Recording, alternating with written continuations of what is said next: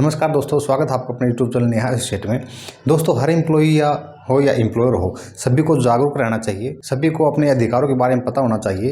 अगर किसी को अपने अधिकारों के बारे में पता नहीं होगा, अपने बेनिफिट के बारे में पता नहीं होगा, तो अपने बेनिफिट वो नहीं ले सकता, चाहे किसी भी डिपार्टमेंट के हो, क्योंकि अपने बेनिफिट लेने के लिए खुद उनकी जानकारी होनी बहुत ज़रूरी है।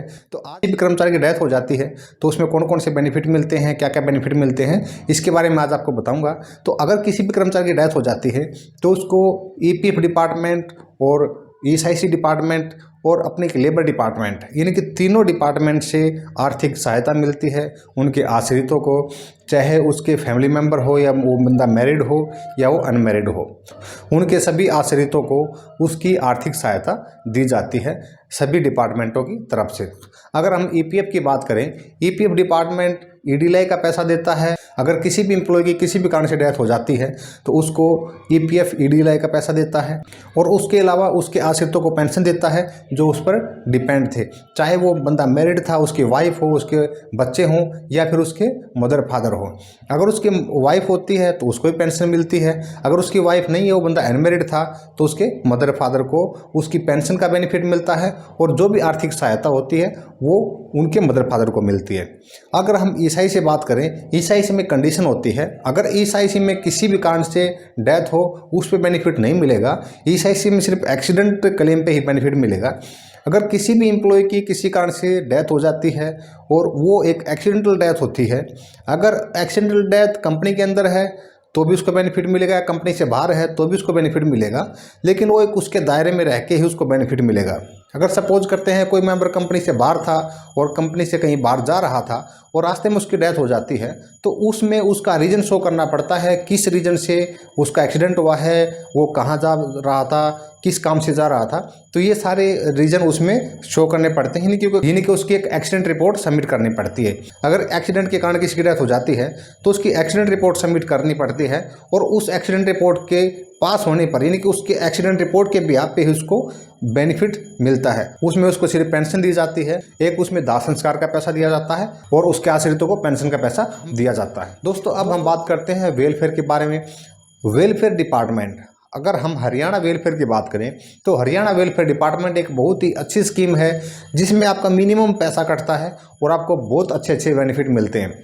अगर किसी भी एम्प्लॉय की किसी भी कारण से कंपनी के अंदर डेथ हो जाती है, अगर कंपनी के अंदर हम कहें किसी मशीनरी के करंट लगने से हो जाती है या यानी कि किसी मशीनरी के कारण से, चाहे वो किसी दुर्घटना हो, चाहे कोई किसी भी मशीनरी के फॉल्ट की वजह से हो, तो उसमें अगर किसी की डेथ हो जाती है तो उस रीजन से डिपार्टमेंट उसको 5 लाख रुपए की आर्थिक सहायता देता है। अगर किसी भी कारण से बाहर एक्सीडेंट हो जाती है, चाहे वो किसी भी कारण से हो, किसी एक्सीडेंटल के कारण से हो या नेचुरल डेथ हो या किसी बीमारी की वजह से हो, उसमें उसको 2 लाख रुपए की आर्थिक सहायता हरियाणा वेलफेयर देता है। उसके अलावा दाह संस्कार के 15,000 रुपये की स्कीम, यानी कि 15,000 रुपये की आर्थिक सहायता अलग से देता है। तो वेलफेयर डिपार्टमेंट भी एक अच्छे अच्छे बेनिफिट उसमें देता है। उसके अलावा अगर किसी भी कारण से, ईपीएफ में मैंने आपको पहले ही बताया है, किसी भी कारण से उसकी किसी भी कर्मचारी की किसी भी कारण से डेथ हो जाती है तो उसमें उसकी आर्थिक सहायता मिलेगी। ईडीएलआई का पैसा उसको तब मिलेगा जब उसकी सर्विस 12 महीने से ज़्यादा हो जाती है, यानी कि 1 साल से ज़्यादा सर्विस हो जाती है तो ईडीएलआई का पैसा उसको तब मिलता है। पेंशन का पैसा, चाहे उसकी सर्विस 1 महीने की हो, 1 दिन की हो या 1 साल की हो, पेंशन जब से वो ईपीएफ का मेंबर हो जाता है, उसका कंट्रीब्यूशन जमा हो जाता है, तो उसी दिन से उसकी पेंशन, यानी उसी दिन से वो पेंशन का मेंबर हो जाता है, तो पेंशन उसकी वेजेस के अकॉर्डिंग, जो उसका पैसा जमा हुआ उसके अकॉर्डिंग उसको मिलेगी। और ईएसआईसी की बात करें तो ईएसआईसी में सिर्फ एक्सीडेंटल के केस पे ही बेनिफिट मिलेगा। एक्सीडेंटल केस में जो उसकी पेंशन होगी वेजेस के अकॉर्डिंग उसकी पेंशन बनाई दी जाएगी। इसके अलावा ईएसआईसी आपको दाह संस्कार का भी पैसा देता है। अब हम बात करते हैं ईपीएफ डिपार्टमेंट के अब क्लेम के बारे में, हमने कैसे क्लेम को अप्लाई करना है और उसकी क्या कंडीशन है। अगर हम ईपीएफ के क्लेम को अप्लाई करते हैं उसमें हमें 10D, 20 और 5F के फॉर्म को सबमिट करना पड़ेगा। अगर मेंबर मैरिड है तो उसकी वाइफ और उसके बच्चों के नाम से फॉर्म भरे जाएंगे। अगर वो अनमैरिड है तो उसके मदर फादर के नाम से उसके फॉर्म भरे जाएंगे।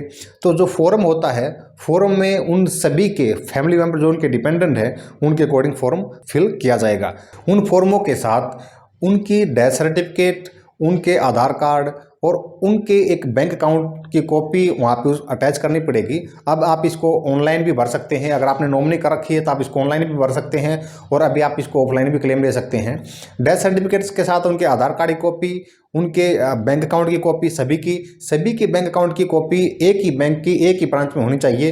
तो उसमें जितने भी उनके मेंबर हैं उनको सभी को उसके आर्थिक सहायता मिलेगी। क्योंकि जो ईडीएलआई का पैसा है, ईडीएलआई का पैसा सिर्फ जो उनकी नॉमिनी है उसको मिलेगा। तो दोस्तों ये एक पीएफ की स्कीम थी और ईएसआईसी में मैंने आपको बता दिया, ईएसआईसी में उसको एक्सीडेंट रिपोर्ट सबमिट करनी पड़ेगी।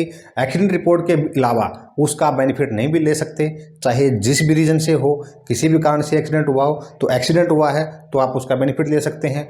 अगर एक्सीडेंट हुआ है, एक्सीडेंट के कारण डेथ हुई है, तो आप उनकी दोनों भी पेंशन ले सकते हैं। ईपीएफ भी पेंशन देगा और ईएसआईसी भी पेंशन देगा। वेलफेयर सिर्फ एक ही बार पैसा देता है, उसकी आर्थिक सहायता के तौर पे देता है 5 लाख रुपए और 2 लाख रुपए। दोस्तों एक डेथ क्लेम के बारे में मैंने आपको बताया है। आगे मैं आपको सभी ईपीएफ, ईएसआईसी, वेलफेयर, एम्प्लॉय के जितने भी बेनिफिट हैं सभी बेनिफिट के बारे में आपको बताता रहूँगा, आपको गाइड करता रहूँगा।